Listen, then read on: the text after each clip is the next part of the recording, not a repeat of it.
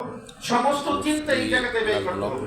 তুমি যদি বাড়ির খুব গুরুত্বপূর্ণ মানুষ হও, যে কোনো অনুষ্ঠানে, যে কোনো প্রোগ্রামে তোমাকে বাড়িতে যাইতে হয়, যে কোনো প্রোগ্রামের মাথায় তোমার রাখতে হয়, তোমার বাড়ির সংসার চালানোর জন্য ফিকির তোমার মাথায় থাকতে হয়, এরকম হলে তোমার পড়া অগ্রসর হবে না। এটা বাদ দিতে হবে পুরাতনে, যে আমি যতদিন আমি ক্লাসে আছি, 1 বছর 2 বছর 5 বছর, যেই দর্শ আমার যতদিন লাগবে ততদিন পর্যন্ত আমার অন্য কোনো মাস্টার নাই, কাজ নাই, একমাত্র কাজ হইল আমার শুধুমাত্র আমি যেটা পড়তেছি এটা বোঝা, এটার মধ্যে থাকা। এখন অনেকে আছে চিন্তা করে যে না, এর দ্বারাতে শুধু হবে না, কেউ এসে বলতেও পারে তোমাকে তুমি যেটা পড়তেছো এটার দ্বারা হবে না, তোমার আরো কিছু জানা দরকার।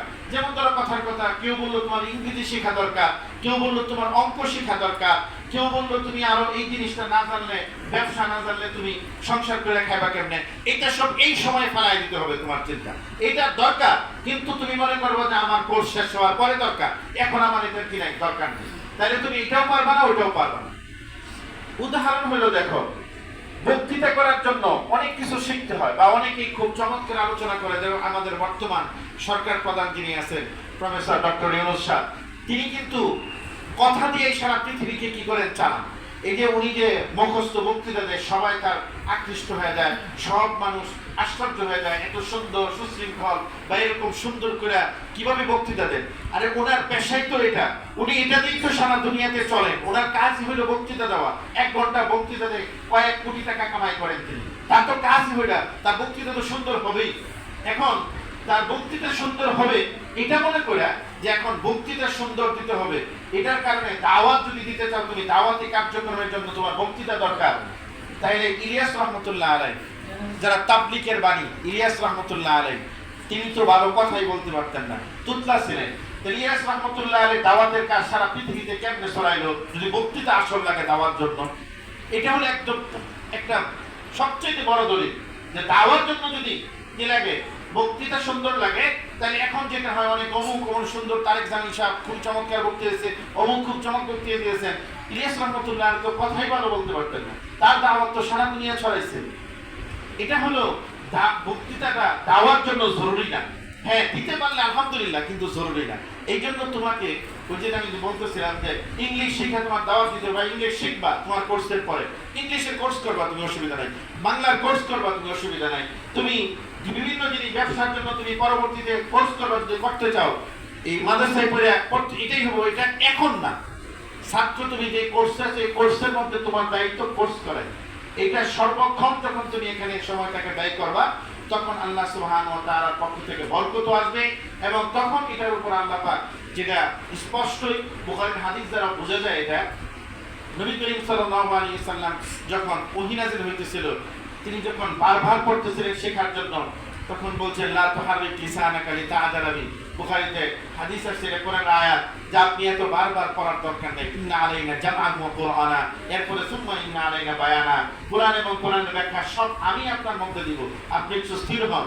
স্থির হয়ে গেছেন, এরপরে আল্লাহ পাক বলছেন ইয়া আইয়ুহাল মুযাম্মিল কুমিল লাইলা ইল্লা কালিলা নিসফাহু আও ইনকুস মিনহু কালিলা। আমি দিব আপনাকে, কিন্তু কিছু কাজ আপনার থেকে করতে হবে, আপনার নিজে, এত বেশি কিছু করার দরকার নাই, কিন্তু আপনাকে রাত্রে উঠতে হবে, আল্লাহর কাছে চাইতে হবে। ওয়াল্লাযীনা ইয়াবিতুনা লিরাব্বিহিম সুজদান ওয়া কিয়ামা ওয়া ইযা খাতাবাহুমুল জাহিলুনা ক্বালু সালামা, ইত্যাদি ইত্যাদি কিছু বলছে, যে এগুলো আপনাকে করতে হবে, পরে করে দেব। এখান থেকে আমরা শিখতে পারি যে আমাদেরও দায়িত্ব হলো যে আমরা যে দর্শে আছি এটার মধ্যে থাকবো, বাকিটা আল্লাহ পাক আমাদের জন্য সুন্দর ব্যবস্থা করে দিবেন। আমি যখন আমারটা সর্বোচ্চ দিব। এই জন্য যেটা আমাদের আকাবেররা বলতেন, যে আমাদের সবসময় কিতাবের ভিতরে জায়গা থাকে, এর অর্থ কি, যে দর্শে আছে ওটার ভিতরে তার চিন্তা থাকা, অন্য কোনো দিকে না, খেলার দিকে না, মোবাইলের দিকে না। এই যে হয়তো আমরা দেখা যাবে মোবাইলটাকে নিষিদ্ধ করে দেব, অনেকের মন খারাপ হয়ে যেতে পারে তোমাদের, এটা মন খারাপের কিছু না। আমরা পড়ালেখা করছি মোবাইল ছাড়া, আমাদের বাপ মা খোঁজ নেয় নাই কি, আমাদের কি চলে নাই, মোবাইল ছিলই না।